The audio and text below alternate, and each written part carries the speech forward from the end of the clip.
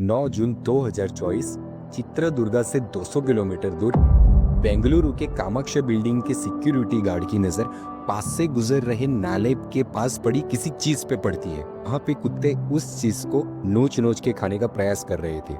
जब security guard नजदीक जाके वो देखता है तो उसे पता चलता है कि वो किसी की डेड बॉडी है। सिक्योरिटी गार्ड तुरंत ही पुलिस को कॉल करता है और बुला लेता है। पुलिस अपनी एक टीम के साथ तुरंत आ जाती है। डेड बॉडी की हालत थोड़ी खराब हो चुकी थी, तो उसकी पहचान करने के लिए डेड बॉडी को एक हॉस्पिटल पहुंचाया जाता है। हालांकि डेड बॉडी की हालत बहुत ही खराब थी, तो सिर्फ इतना पता चल पाता है कि ये जो डेड बॉडी है ये एक मेल की है, जिसकी उम्र 30 से 40 साल के बीच रही होगी। अब अपने फर्दर इन्वेस्टिगेशन में पुलिस ये पता करने का प्रयास करती है कि आसपास के किसी भी पुलिस स्टेशन में किसी व्यक्ति के गुमशुदा होने की रिपोर्ट दर्ज करवाई गई। तब पुलिस को बहुत ही कम समय में ये पता चल जाता है कि पास के एक पुलिस स्टेशन में ऐसे किसी व्यक्ति की ही गुमशुदा होने की रिपोर्ट एक लेडी ने दर्ज करवाई है। उस रिपोर्ट में ये लिखवाया गया था कि उस लेडी का जो बेटा है वो 9 जून 2024 से लापता है और उसका कांटेक्ट करने का प्रयास भी करा जा रहा है, लेकिन उसका मोबाइल भी स्विच ऑफ आ रहा है। अब पुलिस को लगता है कि जो डेड बॉडी उनको मिली है, जो हॉस्पिटल में पहचान के लिए पहुंचाई गई है, हो सकता है शायद इसी लेडी का वो बेटा हो।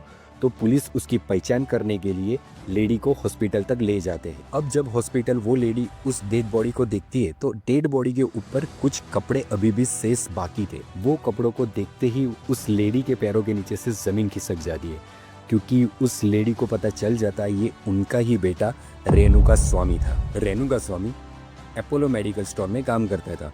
उस दिन भी वो मेडिकल स्टोर पे गया था, लेकिन जब घर लौटने का वक्त हुआ तो वो घर लौटा नहीं।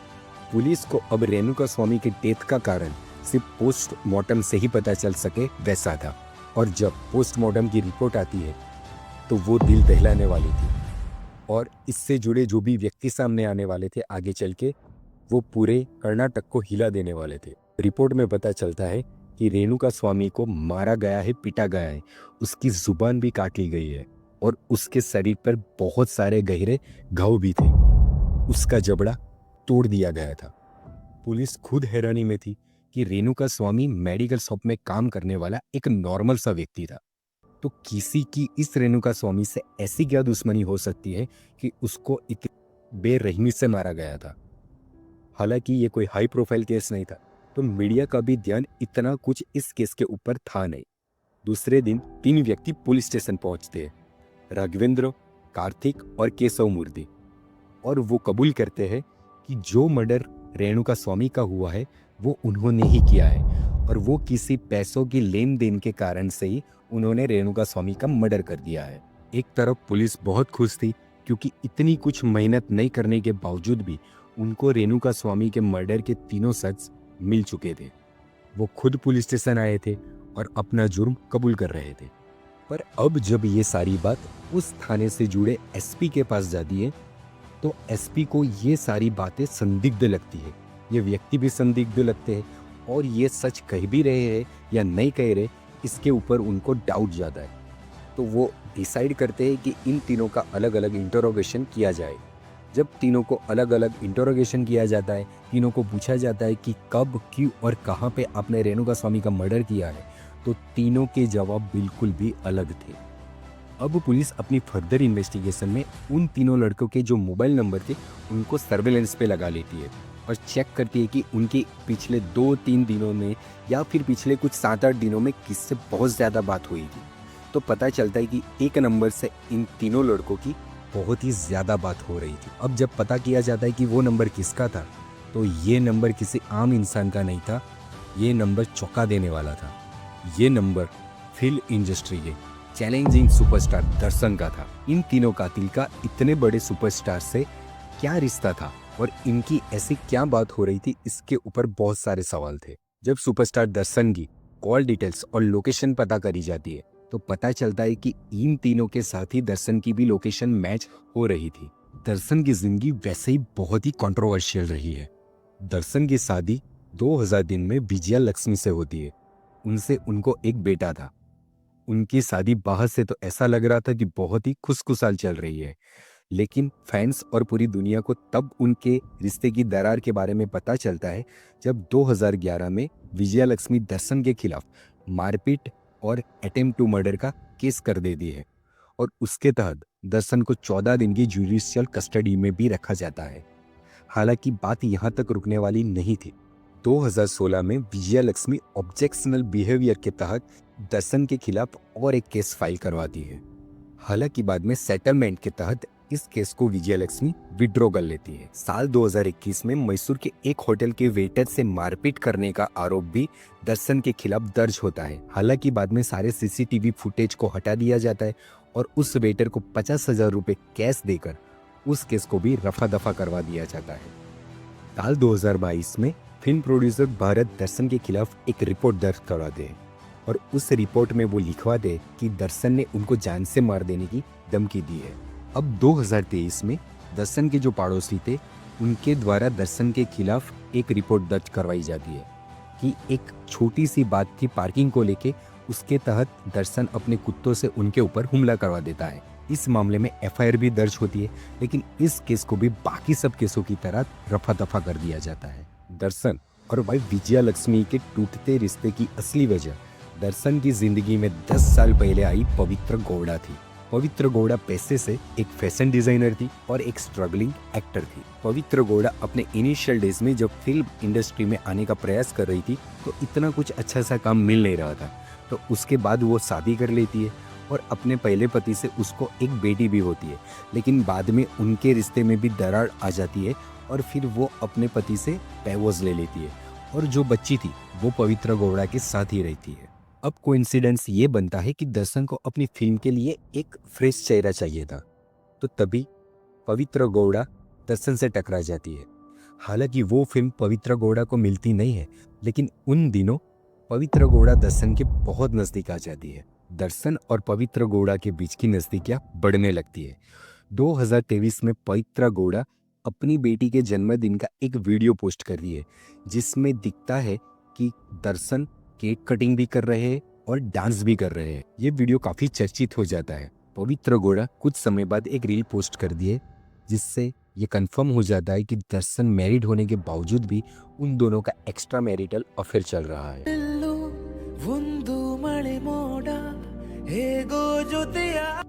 ये सब होने की वजह से दर्शन की जो वाइफ विजया लक्ष्मी है वो भड़क जाती है। वो पवित्र गौड़ा के कैरेक्टर पे सवाल उठाते हुए सोशल मीडिया पे एक पोस्ट करती है और फिर अपनी फैमिली के साथ इस कैप्शन के तहत ये पोस्ट अपलोड करती है। अब आपको लग रहा होगा कि इन सारी बातों का रेणुका स्वामी की डेथ के साथ क्या कनेक्शन है, लेकिन बिलीव मी बहुत ही गहरा रिलेशन है। साउथ इंडियन फिल्म इंडस्ट्री के जो भी एक्टर एक्ट्रेस होते हैं उनको जो प्यार मिलता है वो शायद ही पूरी दुनिया में किसी फिल्म इंडस्ट्री के एक्टर एक्ट्रेस को अपने फैंस के द्वारा मिलता है। साउथ इंडियन इंडस्ट्री में एक्टर्स को भगवान की तरह पूजा जाता है, उनके ऊपर दूध चढ़ाया जाता है, उनके ऊपर फूल चढ़ाया जाता है। जब उनकी मूवीज आती है तो पूरे थिएटर के बाहर इस तरीके से जश्न मनाया जाता है जैसे किसी भगवान का त्योहार हो। दर्शन की भी इसी तरह बहुत बड़ी फैन फॉलोइंग थी। एक्टर दर्शन के लिए भी ये बात बहुत ही सामान्य थी क्योंकि उनके भी इतने ही फैंस थे, उनको भी इतना ही प्यार मिलता था और उनमें से रेणुका स्वामी भी वो व्यक्ति था जो दर्शन का डाई हार्ड फैन था। दर्शन की कोई भी मूवी हो Renuka Singh first day first show में देखता था। वो दर्शन के लिए जैसे पागल था, अपना रोल मॉडल मान चुका था और जैसे भगवान की तरह दर्शन को वो पूजता था। रेणुका स्वामी भी दर्शन का इतना ही बड़ा फैन था। दर्शन की मूवी जब भी हो फर्स्ट डे फर्स्ट शो देखना ये इस रेणुका स्वामी का एम होता था। वो अपना रोल मॉडल मान चुका था दर्शन को और दर्शन के लिए वो जैसे पागल था, दर्शन को वो भगवान की तरह पूजता था। रेणुका स्वामी भी वही फैन था जिसे लगता था कि दर्शन और विजया लक्ष्मी के जो मैरिड लाइफ के अंदर दरार पड़ी है वो दरार पवित्र गौड़ा की वजह से पड़ी है। तो रेणुका स्वामी मनो ही मन पवित्र गौड़ा को बहुत कोसता था। पवित्र गौड़ा जब भी सोशल मीडिया पे कोई पोस्ट कर दी थी तो दर्शन के फैंस की तरफ से बहुत सारा हेट मिलता था। रेणुका स्वामी भी वही एक व्यक्ति था जो अपनी एक फेक आईडी से पवित्र गौड़ा की पोस्ट के ऊपर हमेशा कमेंट करता था, जिस कमेंट में रेणुका स्वामी पवित्र गौड़ा को दर्शन से दूर रहने की धमकी देता था और बहुत सारी गलत गलत चीजें भी लिखता था। अब दिन ब दिन ये चीज सोशल मीडिया पे हेट मिलना ये पवित्र गौड़ा के लिए बढ़ रहा था। पवित्र गौड़ा इन सब चीजों से बहुत ही उब चुकी थी।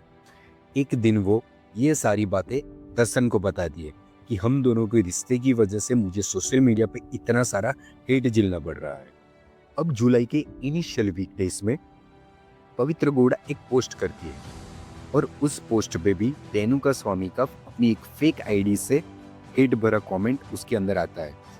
अब जुलाई के इनिशियल वीकडेज में पवित्र गौड़ा एक सोशल मीडिया पे पोस्ट करती है जिसके अंदर भी रेणुका स्वामी अपने फेक आईडी से एक हेट भरी कमेंट करता है और उसके जवाब में पवित्र गौड़ा रिप्लाई भी करती है कि तुम्हें वक्त बताएगा।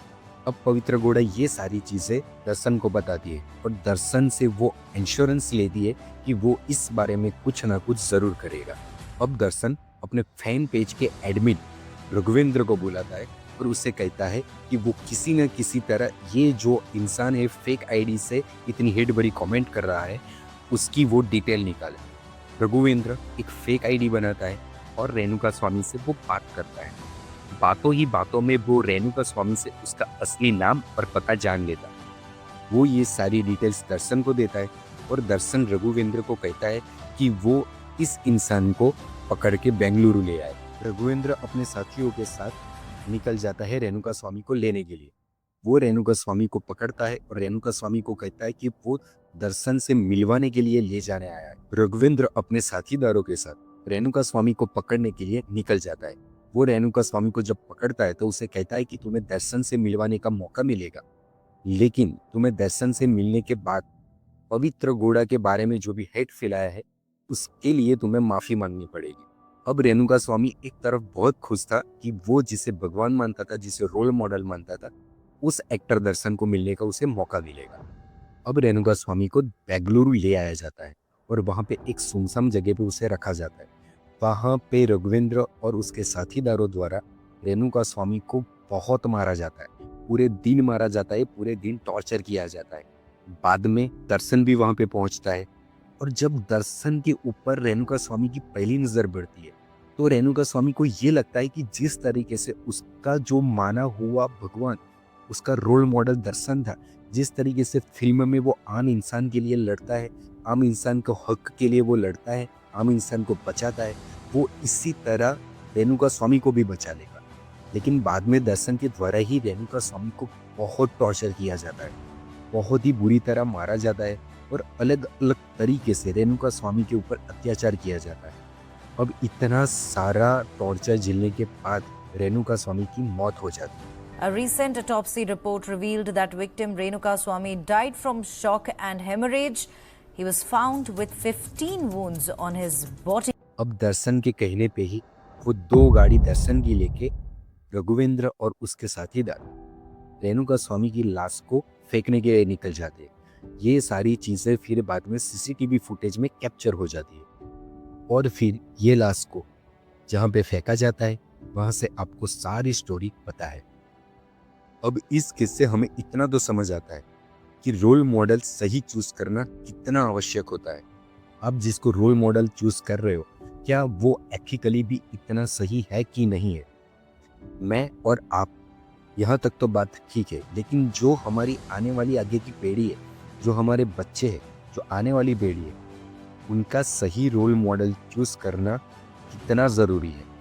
तो अगर कोई बच्चा किसी भी ऐसी व्यक्ति से प्रभावित हो रहा है जो अगर एक्टिंग फील्ड में है तो हमें ये इंश्योर करना होगा कि वो एक्टिंग की वजह से उसको पसंद कर रहा है। अगर कोई क्रिकेटर को पसंद कर रहा है तो हमें ये इंश्योर करना होगा कि जो हमारे बच्चे हैं वो उसको क्रिकेटिंग स्किल की वजह से रोल मॉडल चूज करें, ना कि उसकी पर्सनल लाइफ को पूरा अपने आप पे हावी होने दें।